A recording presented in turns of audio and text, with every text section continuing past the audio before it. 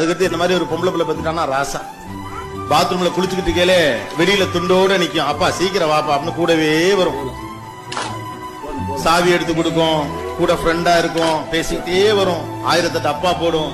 இந்த உலகமே உங்களுக்கு ஒரு பெண்ணன் மாறும். அந்த அடுத்து மகளை சார்ந்து வாழ்வில் போதும், தண்ணி போதும்.